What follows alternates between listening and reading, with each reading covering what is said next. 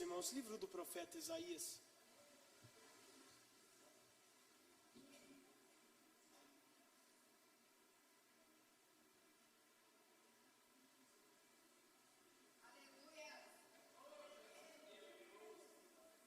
Isaías 38, versículo de número 6.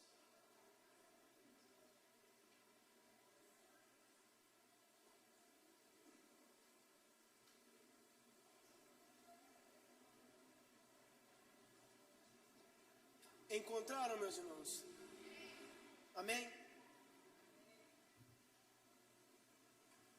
Livro do profeta Isaías, capítulo 38, versículo de número 6 diz: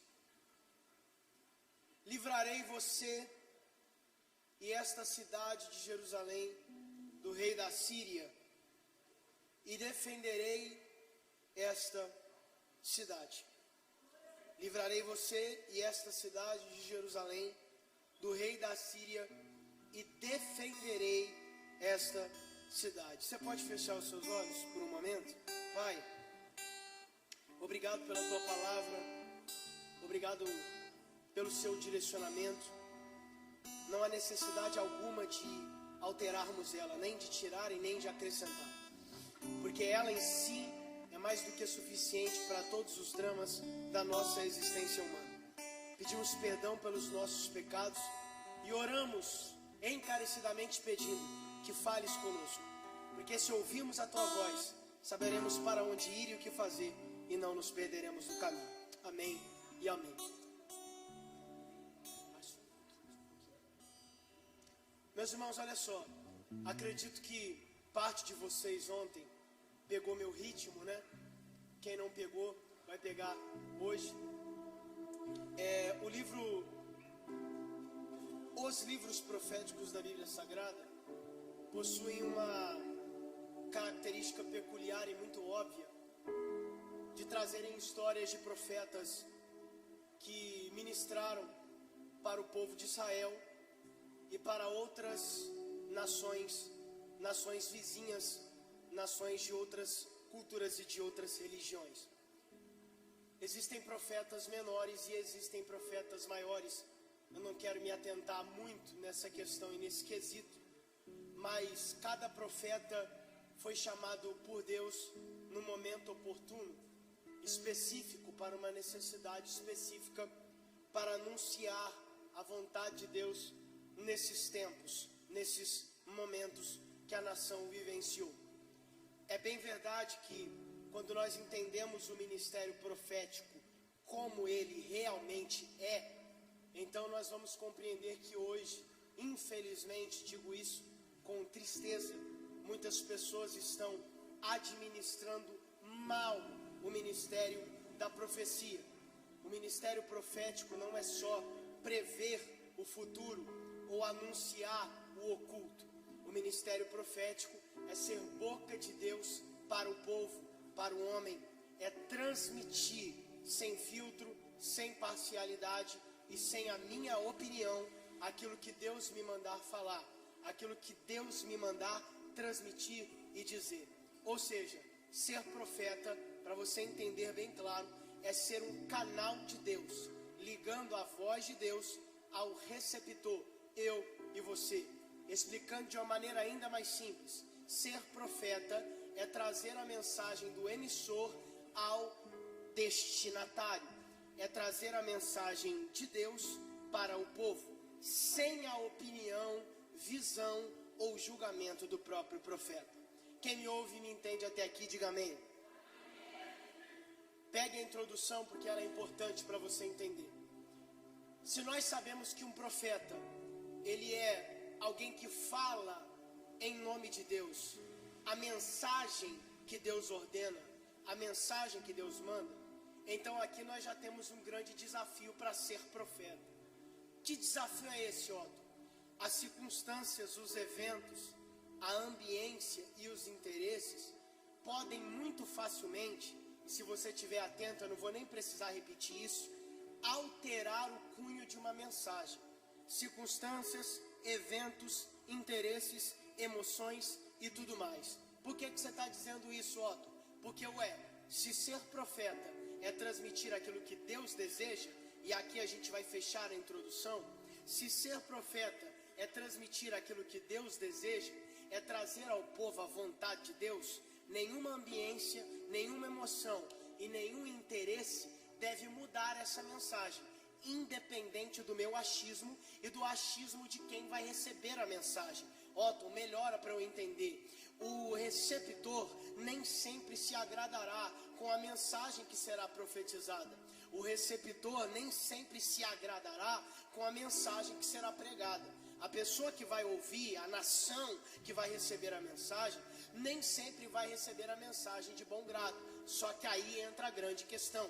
O fato de quem receber a mensagem não gostar, não achar legal, não achar necessária, não muda a necessidade do profeta exercer o seu chamado. Porque o profeta verdadeiro, ele não mede o nível da mensagem e nem a intensidade da mensagem, muito menos o conteúdo da mensagem, de acordo com o agrado ou desagrado do povo. O profeta de verdade, ele prega aquilo que Deus ordena, profetiza aquilo que Deus manda, independente se o povo vai gostar ou não gostar. Se nós acreditamos que a vontade de Deus, como diz Paulo em Romanos, ela tem 3 características, sendo boa, sendo agradável e sendo perfeita, o fato de eu não gostar, o fato de eu não me agradar, não vai mudar o fato de que a mensagem de Deus é o que realmente eu preciso. Sabe por que eu estou dizendo isso antes de começar a pregar de fato? Para que você entenda que tudo que Deus falar aqui, por mais que você goste ou não goste, vai ser necessário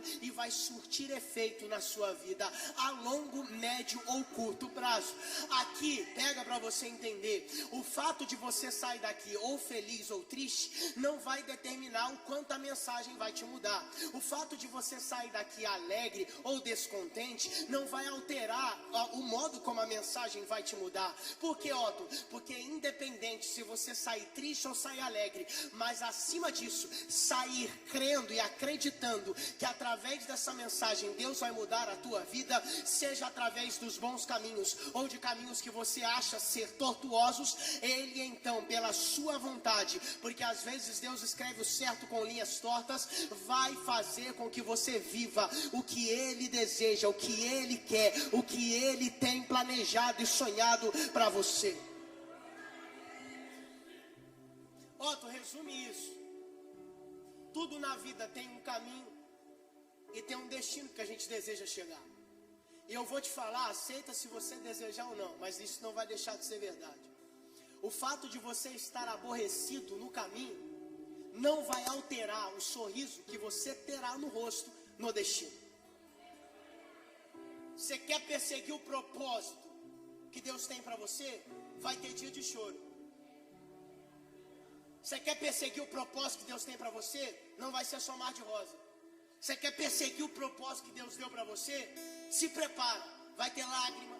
Se prepara, vai ter porta trancada de quarto, com choro, insônia. Muita coisa você vai passar, muita coisa você vai enfrentar. Mas ao mesmo tempo que eu sei que a caminhada ela é tortuosa, difícil, com tenuidade, eu também sei que no final Deus me garantirá sorriso, alegria, fartura e prosperidade. É por isso, ouça, é por isso que evangelho não é para todo mundo. É por isso que viver propósito não é para todo mundo. Por que, Otto? Porque viver propósito, irmão, viver propósito é apanhar no presente, crendo que vai ter vitória no futuro.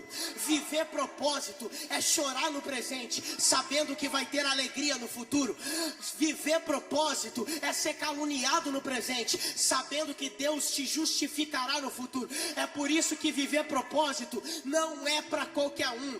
Quem quer as coisas para ontem não serve para viver propósito. Quem é imediatista demais não serve para viver propósito. Quem faz tempestade em copo d'água e desiste por qualquer coisa, não serve para viver propósito. Mas quem apanha sabendo que Deus tem reservado o melhor, quem sofre sabendo que Deus tem reservado o melhor, não vai largar o arado e não vai desistir. Ei, desistência para quem resolve viver propósito não é uma opção.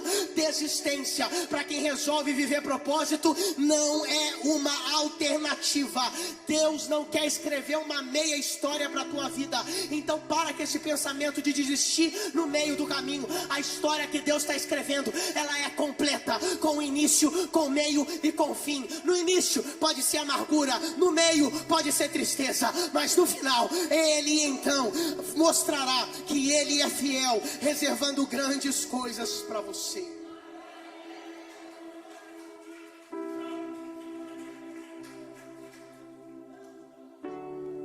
Então ouça, eu chego naquilo que eu desejava, porque se você for lendo Isaías, Jeremias, Daniel e os profetas menores, Joel, Obadias, Amós, a gente fica olhando, e eu vou ser honesto, todo mundo aqui já ouviu isso aqui, tá? Como é que o povo não obedecia? Me diz. Por quê? Porque veja bem, isso aqui chega a ser engraçado. A igreja hoje, e aí você me responde sim ou não, ela está subordinada ao mesmo Deus que o povo estava no Velho Testamento? Sim. Então veja bem, a igreja hoje analisa, vê se não é assim. A igreja hoje, eu já vou chegar no personagem do rei Ezequias, segura. A igreja hoje analisa a história do povo de Israel, né? O que a gente faz quando a gente prega sobre o Velho Testamento? A gente está analisando as vivências do povo de Israel, as crises do povo de Israel.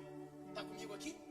Nós estamos analisando a história de um povo passado para lançar luz. Sabe o que é lançar luz? É trazer uma realidade didática, pedagógica, para que essa realidade nos ensine. Então veja bem, eu estou falando de coletivos. Velho Testamento, qual era o coletivo? O povo de Israel. Novo Testamento, qual é? A igreja do Senhor.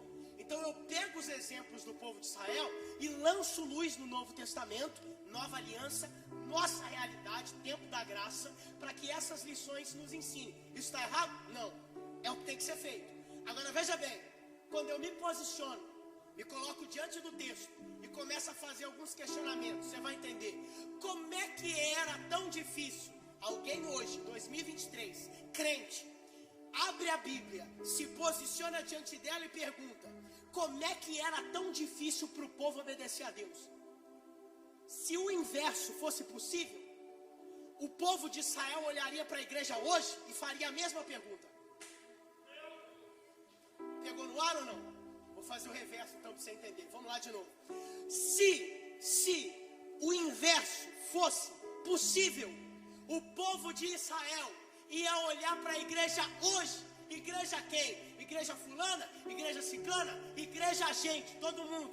E ia perguntar: se vocês têm essa dúvida de que na nossa época, com 600 e poucas leis, com ritualística para tudo, tendo que fazer sacrifício para tudo, se vocês perguntam para a gente como é que era tão difícil obedecer a Deus, nós então perguntaremos: como é que vocês, no tempo da graça, menos lei, o mosaico não conta tanto, sendo salvos pelo sangue de Jesus, estando debaixo da nova aliança, tendo perdão pelo sangue de Jesus, sem precisar matar carneiro, sem precisar matar cordeiro, sem precisar fazer nada, como é que é tão difícil obedecer à vontade de Deus?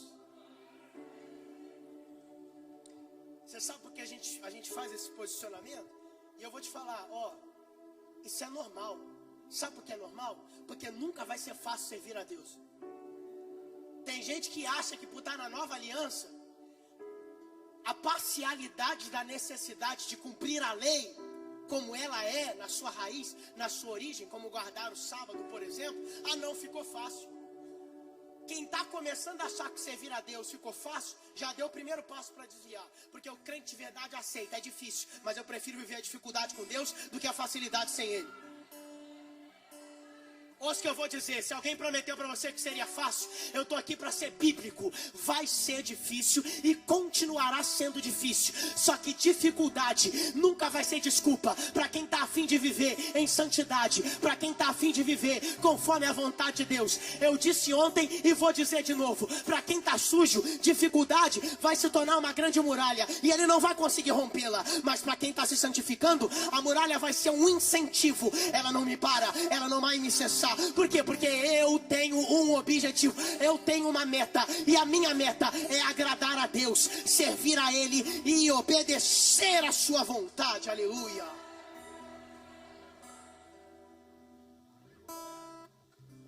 Posso ser honesto aqui só para a gente terminar a parte inicial da mensagem? Só vai ser difícil para quem não tem meta, objetivo. Ô filhão, deixa eu te falar uma coisa. Se os cientistas estiverem certos, a nossa querida humanidade na Terra está aqui há pouquíssimo tempo, comparada a tudo que essa Terra já vivenciou. E o ser humano é uma raça extremamente, e quando eu falo raça, eu não estou sendo ofensivo, eu estou falando biologicamente, uma raça humana. A raça humana já comprovou que é resistente quando quer ser.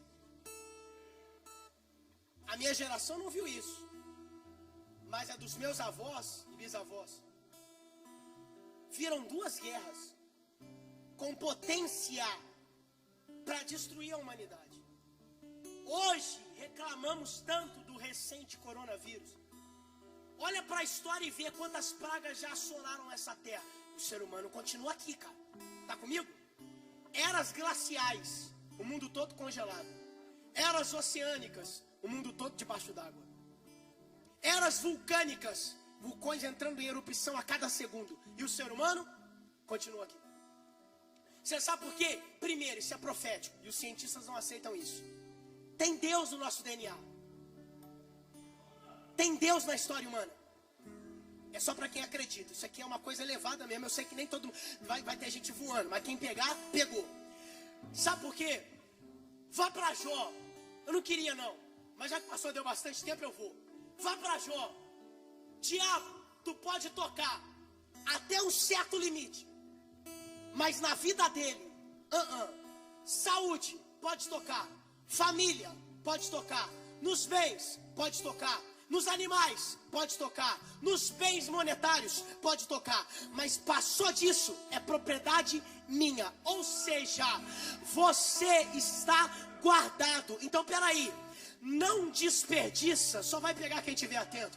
Não desperdiça o fato de que você é guardado. Porque tem gente que fala, eu sou guardado, vou fazer o que eu quiser, nada vai me acontecer. Mas tem gente que tem temor e diz, eu sou guardado, eu vou fazer com que Deus se agrade das minhas atitudes, porque Ele tem me guardado, mesmo não sendo obrigado a fazer isso. Então eu vou fazer o melhor que eu puder. Eu vou servir o quanto eu puder, eu vou obedecer o quanto eu puder, porque eu não merecia, mas Deus tem me guardado, aleluia.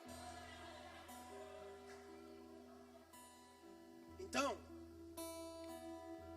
é parte da nossa história, ó, eu vou dizer, resistência, gente que resiste. Agora, ouça o que eu vou falar aqui. O povo de Israel vivia essa gangorra, inconstância, ó, o que é normal, até um certo ponto. Só que aí foi chegando no limite, e mais ou menos nessa época, a gente pega essa sequência, Isaías nasce, Isaías inicia o ministério dele no ano em que morre um rei Uzias. E a Bíblia vai nos dar a entender que o rei Uzias foi um rei exemplar. É só sei lá no capítulo. No ano em que morreu o rei Uzias, veio a mim a voz do Senhor. Isaías está indo para onde? Para dentro do templo. dentro do templo para ouvir a voz de Deus. Agora imagina o cenário, Se você vai na Bíblia, Uzias foi um rei exemplar, bom, temente a Deus e que seguia a vontade dele. Quando ele morre, você acha que o povo fica como? Alegre? Não. Por quê? A confiança do povo estava voltada para o rei. Quando o rei morre, o que o povo pensa? Já era. Nosso povo vai voltar a pecar. Nosso povo vai voltar a andar em desobediência. Nosso povo vai voltar a andar em imoralidade. Quem está entendendo até aqui, diga amém. Então beleza, Isaías sai da casa dele. Isso aqui é conjectura, mas faz parte do texto. Eu imagino ele andando, indo para o templo. Quando ele olha para os lados, casas fechadas. Os homens com as vestes rasgadas estavam de luto.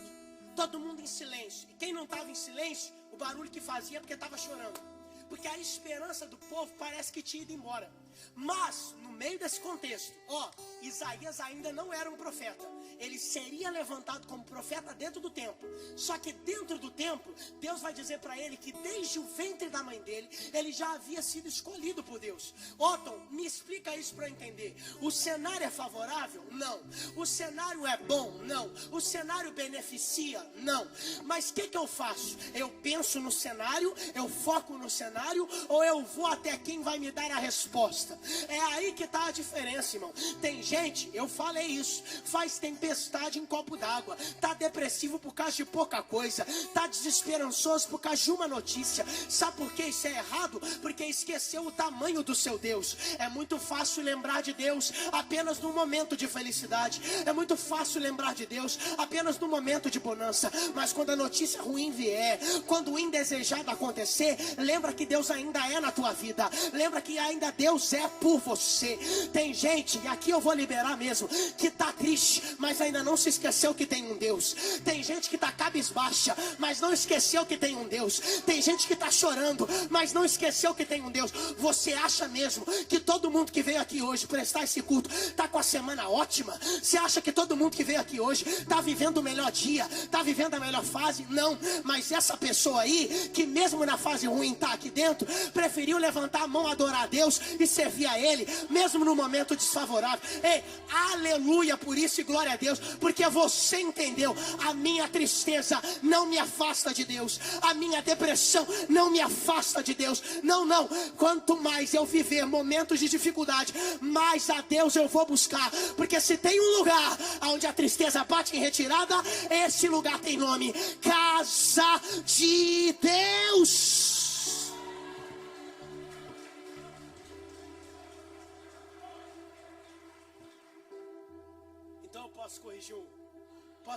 Posso corrigir uma coisa que talvez um dia te falar errado? Ouça, Deus não está reservando nada de bom para quem já perdeu a vontade de viver. Não. Acorda todo dia a mesma coisa, vive a mesma coisa todo dia. Sabe que tem um Deus que tem poder, não busca. Alto, mas eu tô fraco. Não confunde fraqueza com vitimismo. Tem gente que realmente está fraca, mas tem gente que está se vitimizando. Tem perna para vir para o templo. Tem par de joelho para dobrar. Tem mão para levantar. Vai estar fazendo o quê? Trocando conversa fiada com gente no WhatsApp achando que vai resolver. Contando para o bairro inteiro achando que vai resolver. Irmão, tem gente que deixou o caminho de Deus porque está se vitimizando tanto, que na igreja já não tem mais espaço para ele. Você sabe por que não tem espaço mais para ele? Porque ele já chega com o pensamento: ninguém foi me visitar, ninguém está orando pela minha vida, meu nome não foi citado, ninguém lembra de mim, me deixam esquecido. Irmão, quem tem que investir primeiro na tua melhora é você mesmo. Eu não estou dizendo para ninguém esquecer de ninguém, ouça, eu não estou dizendo para ninguém esquecer de ninguém. A igreja é comunidade e a gente tem que andar de mão dada, mas tem gente que está buscando um motivo para desviar, aí fica esquecido no canto, se isola e ainda quer que os outros vão correr atrás. Irmão, acorda para a vida, você não é a última última bolacha do pacote. Deus está dizendo claro para você hoje: eu tenho obra na tua vida, para de se vitimizar. Eu tenho obra na tua vida, para de ficar sendo vítima. Eu vou fazer coisa grande, para de ficar mergulhado nisso. Eu hoje te levanto e com autoridade, se te visitarem, você vem. Se não te visitarem, você vem do mesmo jeito. Se lembrarem de você, você vem. Se não lembrarem de você, você vem do mesmo jeito. Porque você não depende daquilo que os outros estão dizendo, daquilo que os outros estão falando. Você veio aqui para tratar com Deus, porque o teu negócio é com Deus e o negócio dele é contigo hoje, aleluia.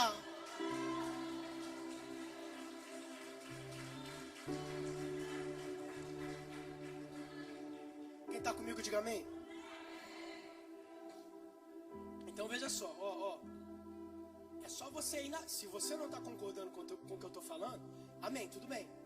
Mas é só você ir na Bíblia. Em momento nenhum você vai ver o profeta tratando de forma pessoal com alguém nesse nível.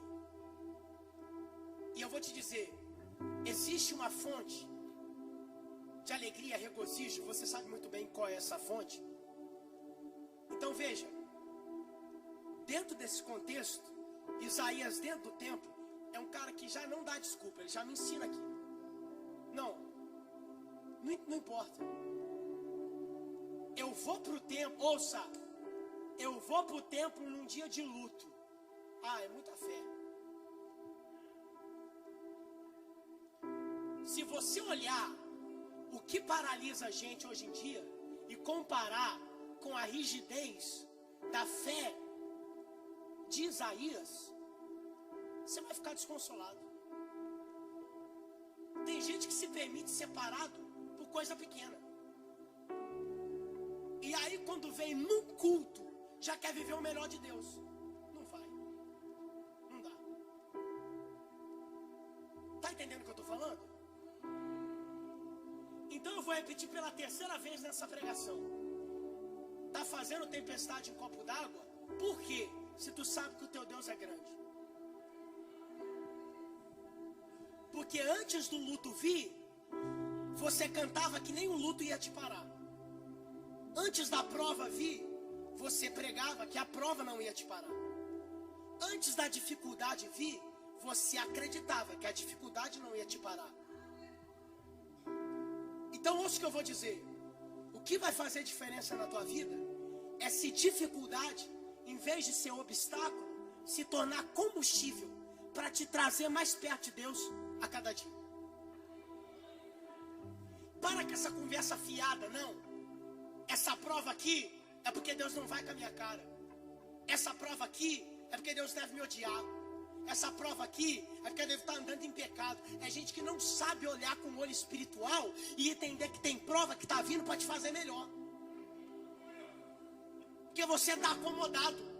E no conforto a gente se quebra. No conforto a gente se perde. No conforto a gente desiste.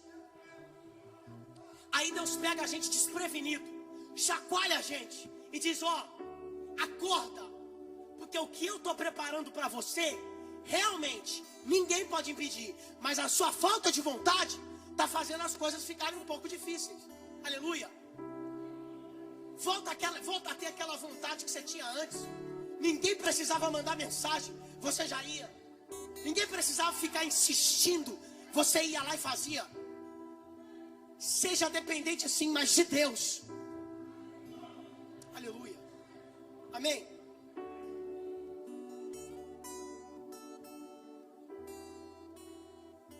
Então, é necessário a gente entender uma coisa. Vamos falar sobre Ezequias, a introdução agora sobre Ezequias. Dentro desse contexto, Uzias morre. Deus levanta Jotão. Depois vem Acás. Depois vem Ezequias. Uzias foi um bom rei. Jotão foi um bom rei. Acás desviou o propósito, perdeu o foco. Está comigo aqui? E aí então depois veio Ezequias. Então veja só. Acás ele foi um péssimo rei. Isso aqui não é novidade para ninguém. Mas aí o que importa agora é que o povo estava iniciando um novo ciclo. Repita comigo, novo ciclo. Então se eu tiver que comparar isso aqui e lançar para a sua vida essa noite, porque isso aqui já me ensina, eu não sei se vai te ensinar tanto quanto me ensinou, mas existem tempos, momentos, e às vezes a gente acaba sendo desprevenido nisso, a gente acaba não sendo muito precavido. Tem pessoas que vão, ou melhor, tiveram pessoas que prejudicaram a nossa vida no sentido emocional, no sentido sentimental. Prejudicaram porque eram pessoas que não tinham a devida fidelidade a Deus e talvez até mesmo a você. E esse é o exemplo de Acaz, um homem infiel sentado no trono, um homem imoral sentado no trono. Agora veja bem, o período que Acaz, e se alguém aqui ainda não sabe, vai saber agora, Ezequias era filho dele. Acaz, ele prejudicou a nação de Israel, e esse é o prejuízo sobre o qual a gente fala nesse momento. Tem pessoas que passam pelas nossas vidas, deixam uma marca muito negativa. Tem pessoas que passam pelas nossas vidas e deixam uma marca maléfica, dolorosa, difícil de esquecer. Qual que é o erro que eu vou cometer nessa história, Otto? O erro que você vai cometer nessa história é se você se fechar para tudo que vier depois, só porque você passou por esse período, por essa dificuldade. Tá comigo aqui? Alguém que passou pela tua vida, gerou problema, te feriu, te prejudicou emocionalmente, só que passou. Foi um período difícil? Foi. Acabou. Aí você se fecha para tudo que aparece, tudo que é novo, tudo que vem, tudo que bate a porta. E aí você está agindo com desconfiança e está começando a ficar com uma neura de achar que agora não dá mais. Eu vou viver minha vida normal, eu não vou acreditar em mais nada, eu não vou me lançar para mais nada. Por quê? Porque essa semente de rancor, de trauma, de infelicidade foi plantada dentro do teu coração. Eu acho que eu estou falando com gente aqui hoje. Sabe por quê? Porque esse Deus que tu veio servir aqui hoje, Ele é especialista em curar a alma e curar a mente. Só que você não vai ajudar se você continuar travado diante daquilo que o próprio Deus está colocando na tua frente. Ô glória! Tem gente aqui que atrás, aceitou banquete que não devia, se arrependeu. Aí agora tá aí, não quero mais nada, não aceito mais nada e não vou começar mais nada. A mensagem que Deus trouxe para você hoje é: volte a sonhar, porque ainda tem sonho de Deus para ser vivido. O fato de você ter sido decepcionado no passado, eu vou melhorar. O fato de terem te frustrado no passado não anulou as promessas que Deus tem para você. O fato de você ter sido usado no passado, o fato de você ter sido traído no passado, não anulou o que Deus definiu para a tua vida. Abra o teu coração de novo, porque dessa vez Deus está dizendo, Ele vai escrever uma nova história. E nessa história, o final não vai ser de frustração, o final vai ser de alegria, regozijo e felicidade. Aleluia.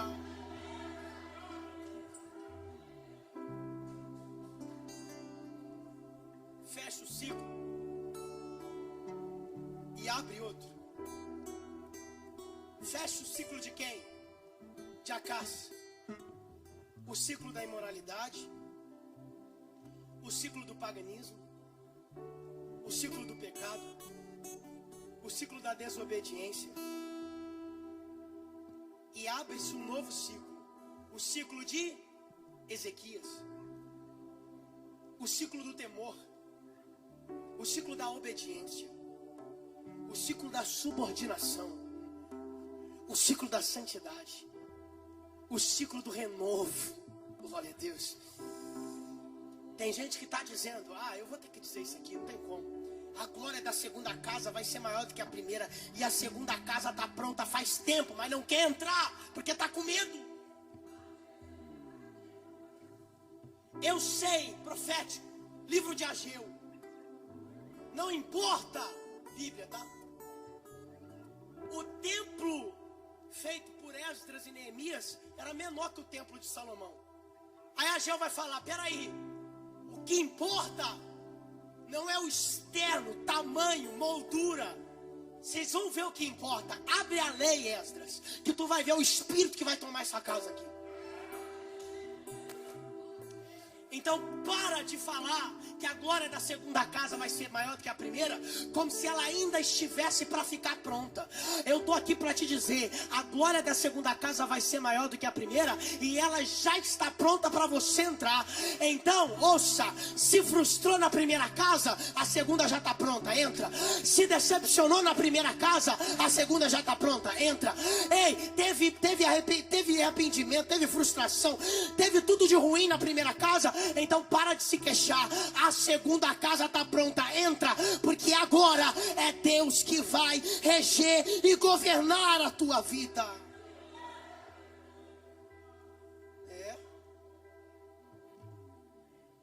Tá comigo aqui? Então olha só, novo ciclo se abre, né? E esse novo ciclo que se abre, retidão, obediência e tudo mais, Deus vai começar a se agradar. Agora vamos lá. A gente tem que voltar para casa. Durante o reino de Acás, tinha um império que estava crescendo e ameaçando o reino de Israel. Esse império era nada mais e nada menos que o império da Assíria. Quem estava ontem aqui viu o que eu falei. É concomitante. Olha lá, tá vendo? Assíria. Quem é este rei? Senaqueribe. Então ouça bem. A ameaça é anunciada. Anunciada. Falada. Dita. Tem um império que está crescendo. Ouça. O nosso reino é menor. O nosso exército não é tão forte quanto o deles. Os nossos recursos são poucos. O povo pensava assim. Mas sabe o que é que o povo não queria admitir? Que quando se tem Deus, não necessariamente recurso, matéria-prima, exército, define alguma coisa. O povo estava dizendo que o recurso era pouco, porque é mais fácil dizer que o recurso é pouco quando a ameaça vem, do que admitir que não está andando em santidade. É muito mais fácil dizer que o exército é fraco, do que admitir que está andando em pecado, e por andar em pecado Deus não protege, Deus não guarda. Quem entende de Bíblia está vindo comigo tranquilo aqui. Aí, olha só, o que o povo dizia? O nosso exército é fraco, as nossas armas não são boas, a gente não tem homem para lutar. Mas no fundo, eles sabiam que o fato que estava causando medo neles não era exército, nem matéria-prima, nem recurso. Era simplesmente uma coisa: pecado. Irmão, deixa eu te falar uma coisa do fundo do meu coração. Para com essa historinha que não é bíblica, de que Deus protege todo mundo porque todo mundo é filho dele. Você sabe muito bem que a história não é por aí. Tem gente que está sendo arrogante, tem gente que está andando na imoralidade, tem gente que está fazendo o que quer, como quer, da forma que quer, e depois diz que Deus vai proteger. Irmão, deixa eu ser honesto. Pano de prato com o Salmo 23 não protege casa de ninguém. Bíblia aberta no Salmo 91, um pouco então. Mas o que protege de fato é quem anda em obediência, retidão e santidade. Deixa eu falar, a mão de Deus estará sobre a tua casa se a sua vida estiver de acordo com a palavra dele. Eu vou ser bíblico aqui. Se você andar em retidão, 1000 cairão ao teu lado, 10.000 à tua direita, mas você não vai ser atingido. Nenhuma praga chegará à tua tenda. Quem anda em obediência é livrado por Deus.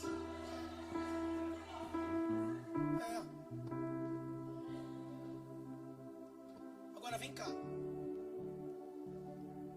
O povo não estava nessa. Não. O povo já estava num outro ritmo. Outro ritmo. Só que não era mais o velho ciclo agora. Não era o ciclo de Acás. Era o ciclo de quem? Ezequias. Opa, peraí. Como é que vai ser? Porque a ameaça, moça, a ameaça começa onde? No ciclo de Acás. Só que Acás, com todo respeito à palavra, era um rei frouxo, não dava. Por que, Otto? A Bíblia vai dizer, acredite se quiser, que quando o povo começou a ser ameaçado, ele foi até o Egito e colocou uma proposta na mesa de Faraó. Que proposta era essa? A Assíria está crescendo. Nós sabemos e vocês sabem também. Se eles forem até Jerusalém, tchau, já era. E se eles vierem até aqui, também já era. Porque nessa época não tinha um império e um reino na face da terra que conseguia barrar a Síria. Está comigo aqui? E eles sabiam, olha, eles sabiam que cedo ou tarde Senaqueribe ia bater na porta. Otto, e daí? Agora sim, cheguei onde eu queria. Falar que confia em Deus é fácil. A ameaça vem. A adversidade vem. O que eu faço? Eu bato na porta. Eu tento criar aliança. Eu me aproximo de quem não devia me aproximar. Por quê?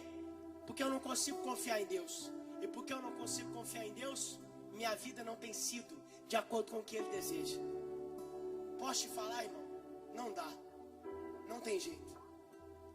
Tem gente que a gente está olhando, eu vou ser respeitoso aqui, mas eu preciso ser verdadeiro, honesto, porque eu quero que a palavra te mude. Tem gente que a gente está diante dela. A gente não pode propor voto. A gente não pode propor nada.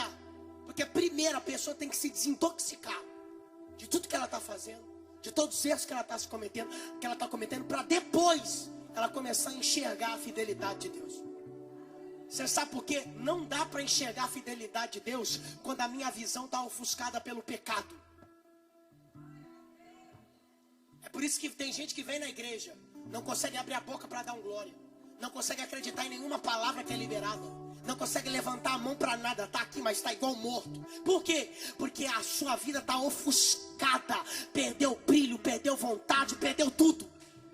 Mas se essa conferência aqui é profética, eu creio que para esse tempo, a própria mão de Deus vai passar por este lugar e vai trazer de novo aquele desejo, aquela vontade que você tinha antes. E não tem diabo que impeça o que Deus está preparando para você viver.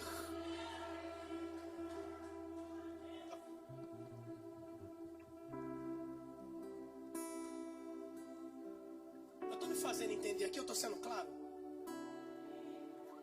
Não adianta eu ficar pregando para você, falando isso e aquilo, se você está aí, zero vontade.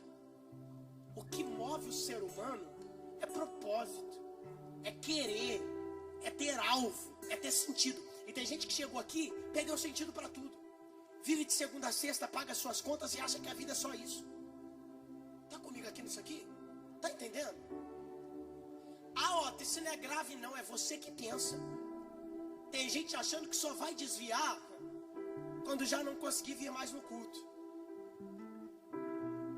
Tem gente que só acha que vai poder dizer que está desviado quando não conseguir mais ler Bíblia, quando não conseguir mais orar. Vai achando que é isso, vai. O diabo está tentando matar a tua vida e tu tá aqui dentro. As adversidades estão te colocando numa frieza imensa e tu tá aqui dentro. Vontade tu já tá perdendo para tudo e tu tá aqui dentro. Teu processo pode até terminar lá fora, mas muitas das vezes começa aqui dentro. Então no nome de Jesus, fica parado não, fica só me olhando não. Entenda que essa mensagem é pro teu bem. E não espere a próxima conferência, não espere o próximo evento, o próximo congresso, não. A partir dessa semana, volte àquele calendário de oração, volte àquela leitura diária, volte àqueles louvores bonitos, volte a dedicar sua vida a Deus, porque Ele tem promessa e Ele tem coisa grande para você. Então vamos lá. Até aqui estão entendendo? Diga amém. Aí olha só. Acas vai até o Egito. Vamos lá, vocês estão aqui comigo? Dizem então para mim, qual foi a primeira nação que escravizou Israel na história da Bíblia? Qual?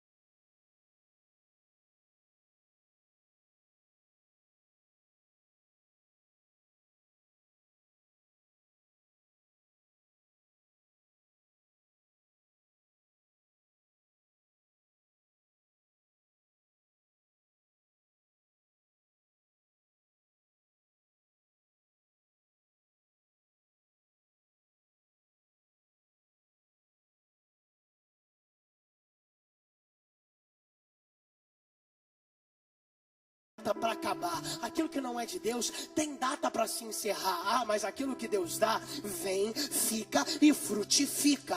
Aquilo que não vem de Deus, acaba rapidinho. Aquilo que não vem de Deus, você pega com uma mão e solta com a outra. Mas aquilo que vem de Deus, venha para ficar. O meu Deus, pega quem quiser. O meu Deus não é Deus de momento. O meu Deus não é Deus de ficada. O meu Deus não é Deus de instante. O meu Deus não é de coisa que perece. Não, não. O meu Deus é de coisa que é eterna, coisa que mantém, coisa que fica. É por isso que Ele tem nos preparado a eternidade, porque o nosso Deus é um Deus de coisas duradouras.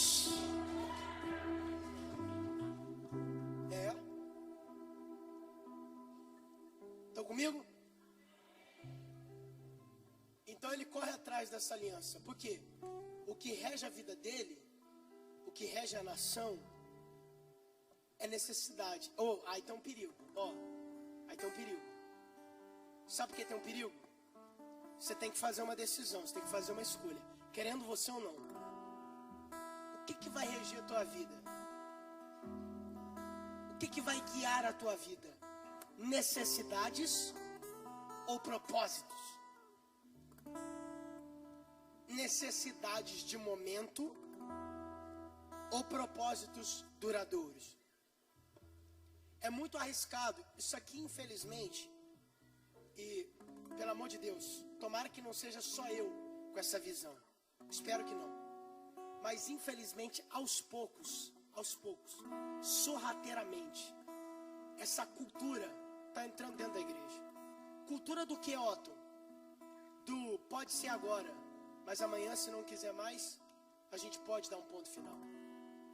Sabe que cultura é essa? É a cultura do ser descartável. A gente está desaprendendo a construir histórias. A gente está desaprendendo a manter projetos para a posteridade.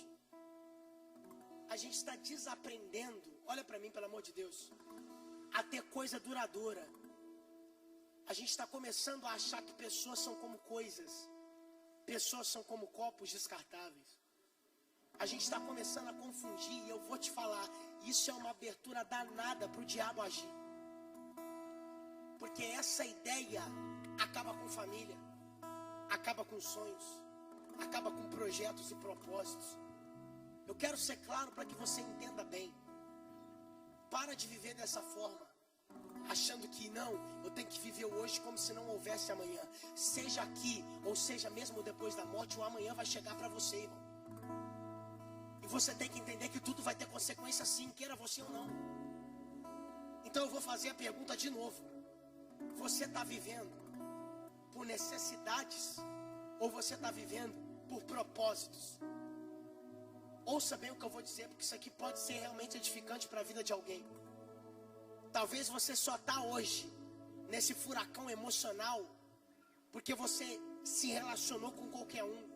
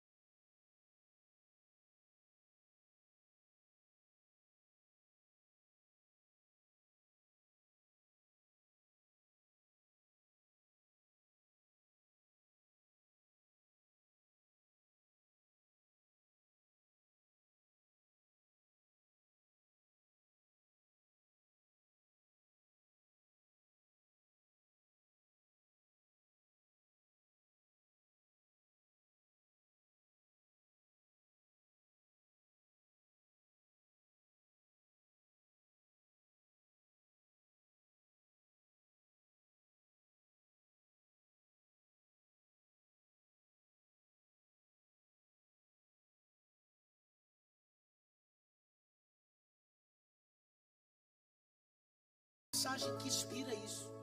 Porque veja bem, deixa eu te falar qual é o problema. Só para você não entender a mensagem de forma errada, tá? O problema da nação de Israel não era fazer aliança. O problema era fazer aliança com um povo que tinha cultura e religião diferente. E sabe qual era o maior problema? Olha para mim para você entender. O povo de Israel, quando foi para confiar em Deus, quando era para confiar em Deus, o que ele fez? Apertou a mão do homem. Foi para outra nação. Porque a ameaça está vindo. O que eu vou fazer? Olha para mim. Eu vou confiar num Deus que eu não vejo? Ou eu vou acreditar numa nação que pode ajudar a gente? Está comigo aqui? Agora ouça bem. É melhor você começar a rever suas prioridades. Porque olha só, Deus é suficiente. Suficiente mesmo. Para todos os dramas que um ser humano possa viver. O problema do ser humano é não lembrar de Deus quando está vivendo o drama. Esse é o problema.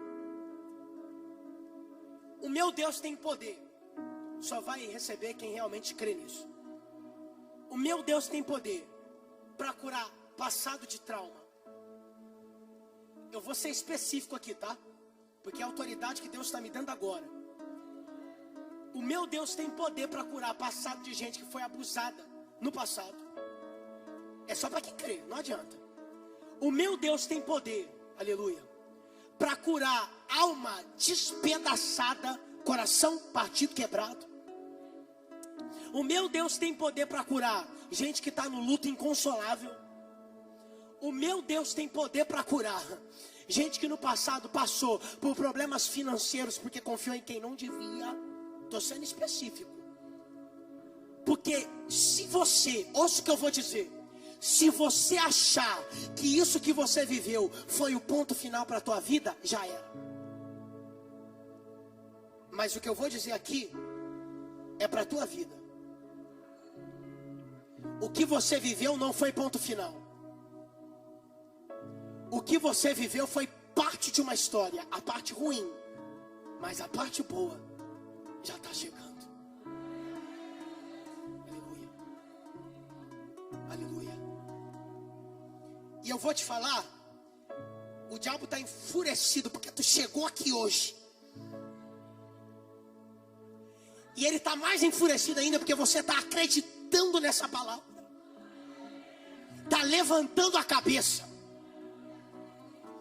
E depois de dias de frustração, depois de dias de choro, de luto, você está dizendo: eu estou sentindo a alegria de novo, voltando para dentro do meu coração.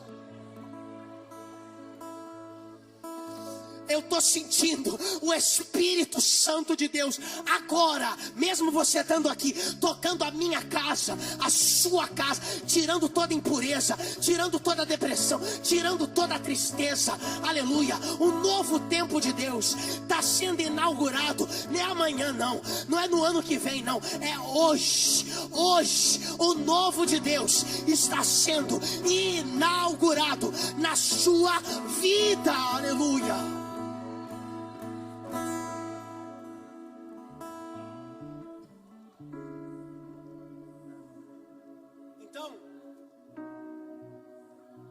Pula para Ezequias. E aí? O que acontece? O que eu faço? Foi isso que ele perguntou? Não. Posso te falar uma coisa? Vou até falar baixo. Ezequias era um homem de oração. E isso sempre fez diferença na vida dele. Pode ler a Bíblia, cara. Pode ler. Ezequias foi um homem de oração. Um rei que orava. Tem pai de família e mãe aqui, com certeza, com certeza. Se eu te falar que você é responsável pelo equilíbrio do teu lar, o que você vai me dizer? Você vai me dizer que eu estou errado, né? E vai dizer que Deus é o responsável. Não, Ele colocou essa responsabilidade na tua mão. Ó, pai de família, a crise está vindo. Você não vai ter que se humilhar diante de ninguém, se você acredita no Deus da provisão. A A gente sabe que não é todo mundo que pega a palavra de primeira, que acredita nela. Mas quem acreditou, irmão, tá maravilhoso. Mas eu vou repetir. Pai de família, problema tá vindo, instabilidade, né? Como é que eu vou fazer? Esse mês tá apertado. Olha como é que o nosso Deus é pragmático. Ele está dizendo para você hoje, tu confia em mim? Então para de pensar na possibilidade de ter que buscar de outras formas. Confia na minha palavra. Ó, você está fugindo do texto. Ah, eu tô? Então vamos para a Cais então de novo. O que a Cais fez? O problema veio. O que eu faço? Busco ajuda. Conto para todo mundo. Eu vou ver o que eu consigo fazer. E Deus? Nada. Porque quando o problema batia na porta de Acás, ele fazia tudo antes de orar. Isso se orava. Mãe, é o filho, é a família que está desestruturada e você está ali. A mulher sabe edificar a casa, eu não estou conseguindo edificar, é nada, é claro. Não dá para edificar a casa com 2 horas de culto no domingo, achando que isso basta. Aleluia. Dobra o teu joelho e todo nome que vier à tua mente, ore, Deus vai alcançar. Viu? Não é todo mundo que pega, mas vamos lá. Eu sei que tem gente que está aqui no 220 igual eu, vamos embora. Ah, Otto, é fácil para você dizer, é fácil para mim dizer? Cada um sabe dos seus problemas, mas eu não vim aqui em nenhum momento da minha pregação, e ela já passou de 1 hora, para perguntar para você qual o tamanho do problema, para perguntar para você o que aconteceu no teu lar, para perguntar para você o que aconteceu dentro da tua casa. Não, porque eu só quero saber de uma coisa: tu confia no poder de Deus? Tu confia no agir de Deus? Tu confia que a mão de Deus, não é a minha, porque a minha não tem poder para nada, mas você confia que a mão de Deus hoje, antes de virar o dia, aleluia, vai chegar, e aonde o diabo achou que tinha destruído, que tinha acabado, ele vai restaurar, reconstruir, e a sua casa vai voltar a ter o brilho de antes.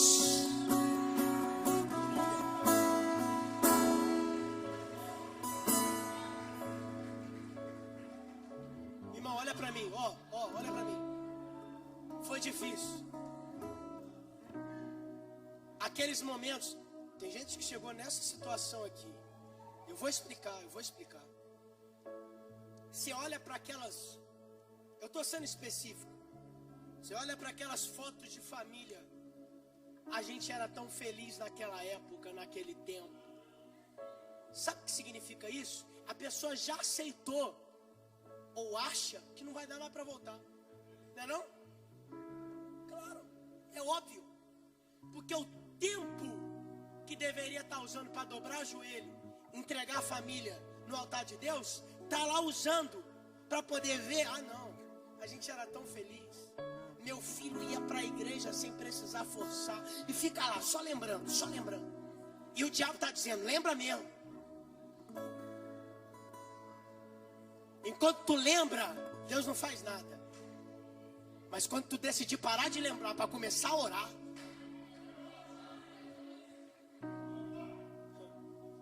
olha para mim.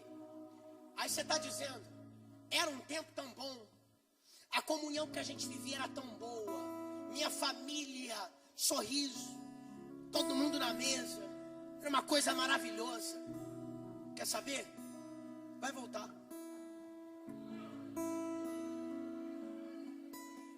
Ah não, Otto, tu não falou meu nome, não é pra mim. Ai, meu, você já tá mal acostumado com o profeta de Pix. Vou falar de novo então. Vai voltar.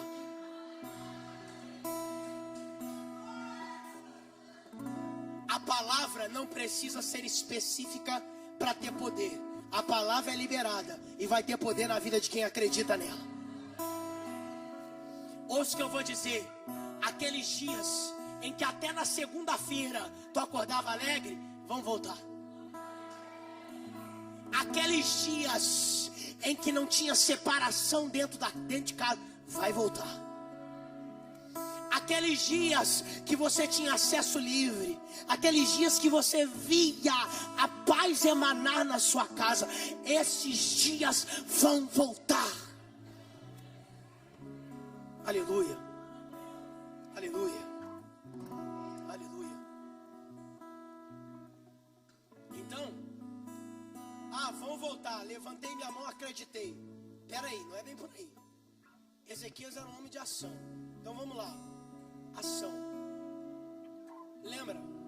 Mãe, pai de família, você que está aí, volta a se dedicar a orar dentro de casa.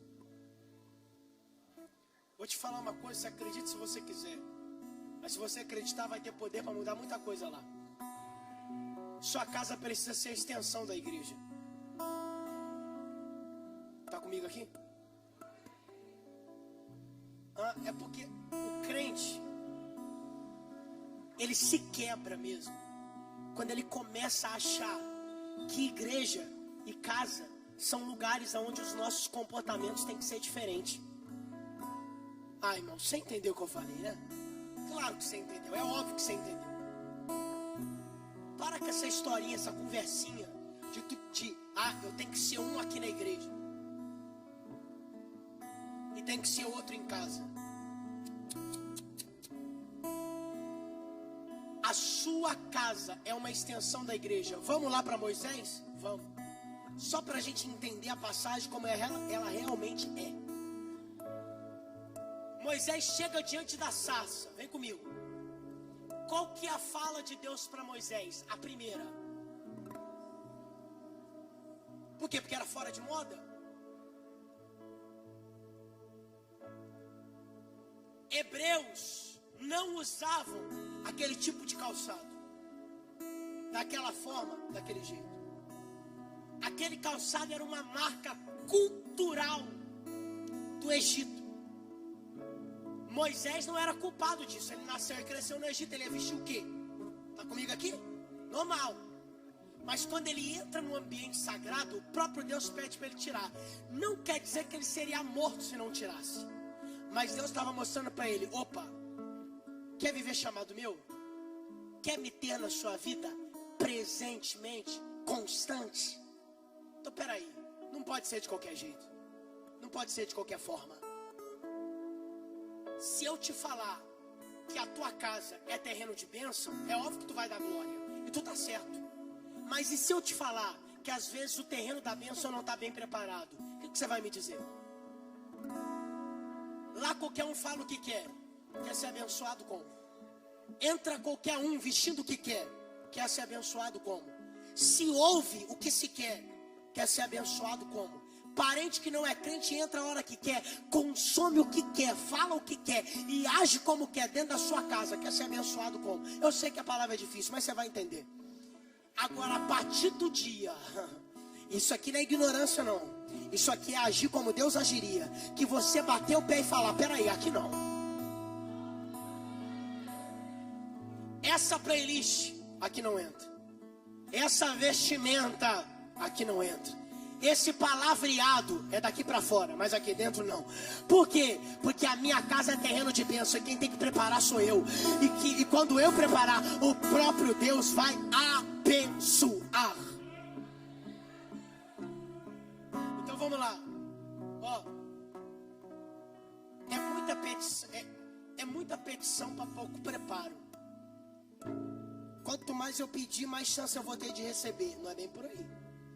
Quanto mais você se preparar. Abaixa só um pouquinho para mim. Já ouviu falar de oferta e demanda? Estou indo para o final, A oferta cria demanda, enfim. Isso é lei de mercado. Deixa eu ser honesto contigo. O que você tem ofertado e oferecido? É o que vai criar a demanda. Tu explica mais simples ainda para eu entender? Claro. Para de ficar dizendo: peraí, tá errado. Como é que eu só atraio esse tipo de gente na minha vida? Olha os lugares que você frequenta. Olha os tipos de coisa que você consome. Está comigo aqui nessa lógica? Olha o tipo de pessoa que eu atraio. Como é que eu só posso atrair tralha desse jeito? Irmão, olha bem. O seu agir é o que vai definir o tipo de pessoa que vai querer ficar perto de você. Não, porque eu acho que está muito difícil. Se você bater o pé e definir quem você é, as pessoas que não compactuam não vão aguentar ficar perto de você. Pegou a palavra? Pegou a palavra? Agora, quem não define lado, quem não escolhe o que quer, quem vive de qualquer jeito e aceita tudo que vem, não pode reclamar por estar atraindo outra gente que não presta. Difícil da glória, né, irmão? Vamos lá, então. Eu quero que Deus venha desintoxicar minha vida, tirar as pessoas tóxicas da minha vida. Eu quero que Deus faça uma limpeza. Eu quero que Deus passe uma peneira. Então, irmão, vou falar que nem o meu avô falava: se aprume, tome um jeito, defina quem você é e saiba que tu é crente de verdade. Não é todo lugar que você tem que frequentar, não é qualquer roupa que você tem que vestir, não é qualquer coisa que você tem que postar. Aquilo que você oferece cria a demanda de quem vai querer estar perto de você. Está atraindo só gente que não presta? Então reveja as suas atitudes. Está atraindo só tralha? Então reveja as suas atitudes. Porque no dia que você resolver viver e obedecer a palavra de Deus, quem anda de qualquer jeito não vai aguentar ficar perto de você. Quem anda de qualquer jeito não vai aguentar ter espaço na tua vida. Aí eu vou terminar essa palavra. Gente que anda desse jeito, tu não vai nem precisar convidar para ir embora. Ela vai perceber: estou sobrando aqui, não dá mais para ficar. O propósito dele é outro. Eu não posso mais estragar a vida dele. O propósito dele é outro. Eu não posso mais estragar a vida. Eu vou sair. Por quê? Porque quanto mais você viver em obediência, mais os rebeldes vão embora. Quanto mais você andar em retidão, mais quem anda torto vai embora. Defina de uma vez por todas. Porque se você definir viver em obediência, quem desobedece o próprio Deus vai tirar da tua vida. Fique de pé glorificando o nome de Jesus.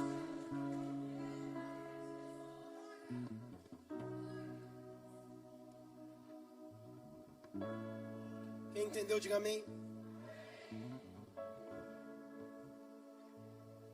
Ezequias, então, perde foco não.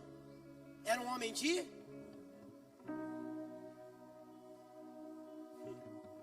Isso aí. Vou acreditar que todo mundo disse oração. Dentro da minha cabeça. Todo mundo disse amém. Ele orava. Orava.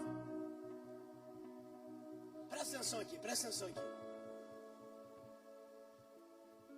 Existe um mal no ser humano que é o imediatismo. Eu sempre falo sobre isso, né? O problema apareceu. O que eu faço? O problema, irmão, não é o que você vai fazer. O problema é só a pressa. Quero resolver agora. A chance de você errar é muito maior do que a chance de você acertar quando você age com pressa. Pegou aqui que eu falei? Pegou não, né? Claro que não. Porque apressado todo mundo é, e é difícil reconhecer. Não é não? Vai falar que você gosta de esperar.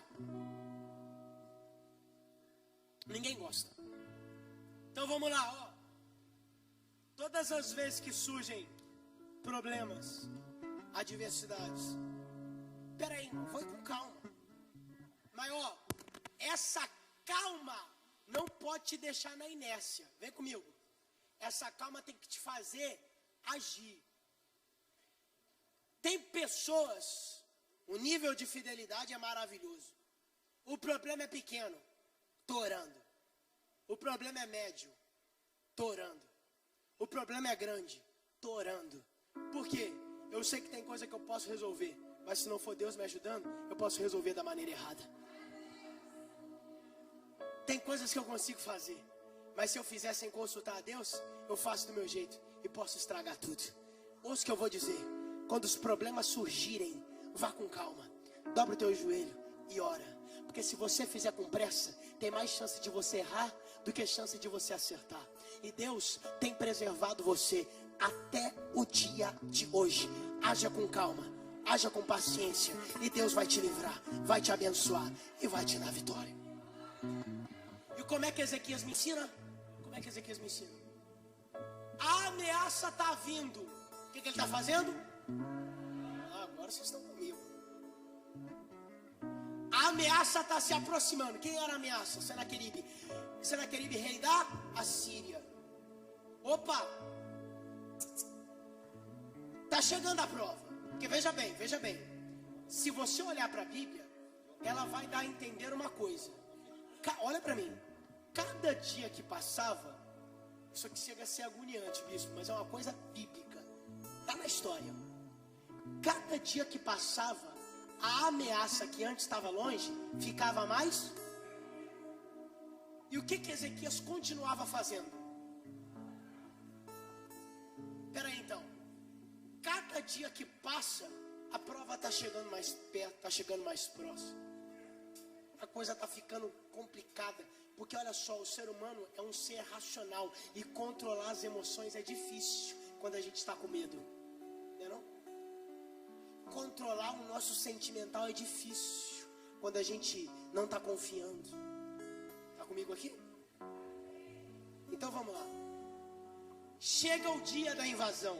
Isso aqui é só para quem acredita, tá? Não dá para eu te explicar, só dá para eu pregar. Chega o dia da invasão, o texto vai dizer que Senaqueribe cerca a cidade e fica na porta dela.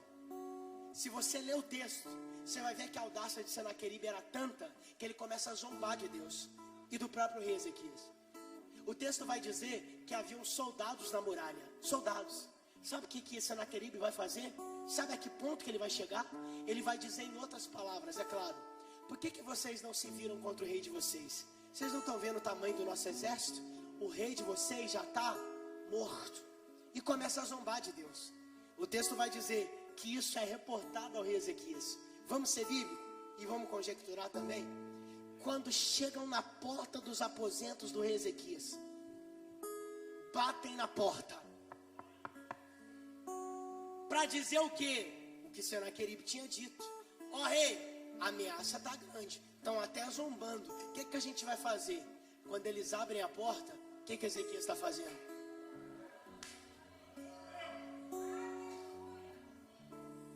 É muito fácil ser crente quando a prova está distante.